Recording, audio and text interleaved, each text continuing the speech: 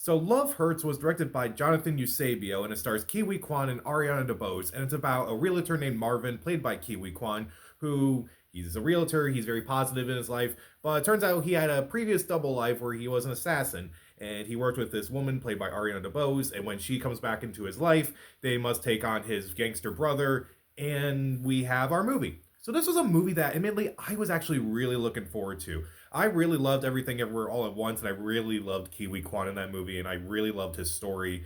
How he was a child actor, went away for a bit because no one was really offering roles, and then he came back, and now everyone seems to love him. I love him. Anytime he's in an interview, I watch it because he's just exudes positivity. And I was really excited for him when he not only was getting another movie, but he was getting a lead role in a movie like this. A movie that's from 87 North. If you don't know who they are, they're the minds behind movies like John Wick, but also have kind of branched out to other movies such as Bullet Train, Fall Guy, Nobody, Violent Nights, and I was really curious to see what this movie is going to be like. I was really excited for it, and I am incredibly let down by this movie. This movie is not as good as I think it should be.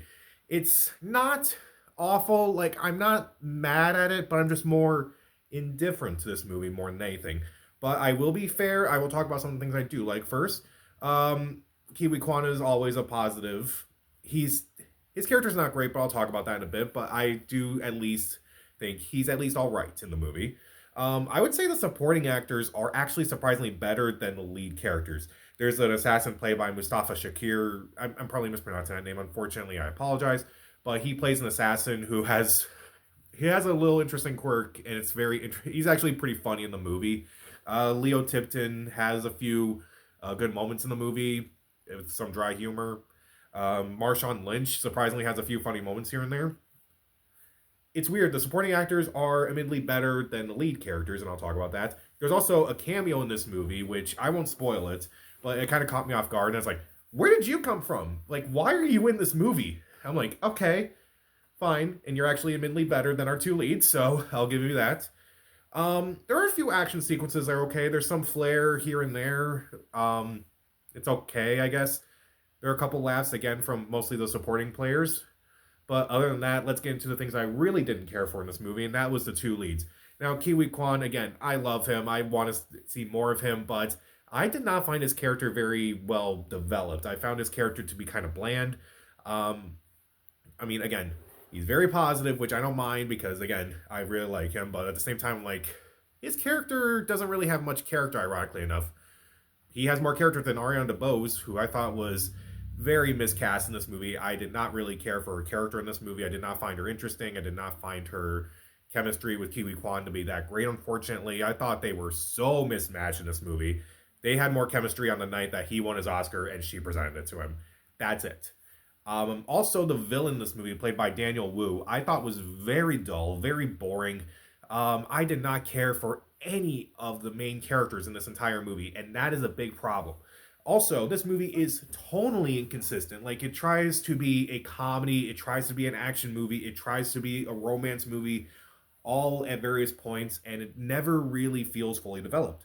Like, okay, you get a funny scene, and you do get some cool action sequences, and there is hints of romance in this movie. It is a Valentine's Day themed movie, after all, but nothing in this movie ever feels really fully developed enough for you to actually care about it too much.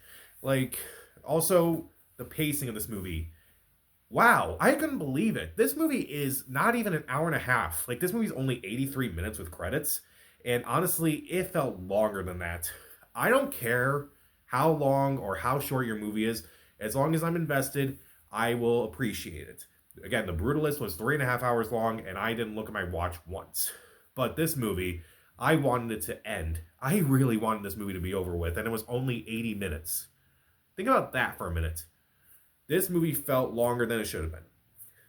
I looked up this director afterwards, Jonathan Eusebio. Again, if I mispronounce your name, I apologize.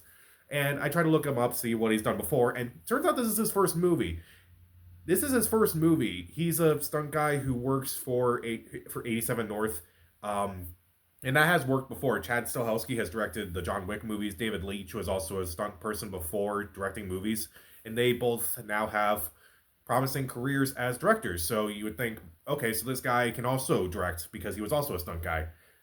Well, I felt like his direction was not very clear. I felt like there was nothing really there to really to really satisfy anything. Like there was really nothing in this movie that really worked.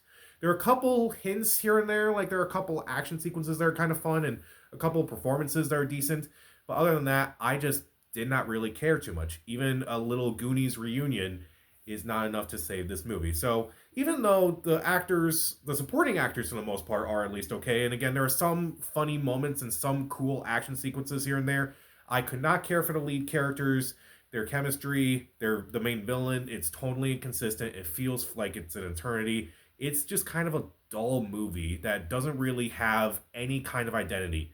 Except it has every sort of identity, and yet it doesn't have an identity at the same time. So it's just kind of a, I don't want to say it's a waste of time because again, Kiwi Kwan is a positive force, and I kind of feel bad for ripping this movie. But this movie really should have been a lot better than it actually was. I will give Love Hurts. I'll be a little nice and say 1.5 out of 4 stars. Stream it again, mainly because there are a few moments that are actually okay and a couple performances that are okay, particularly Mustafa Shakir. Um, Really, nothing else in this movie works. When it hits a streaming service, that's when you should see this movie.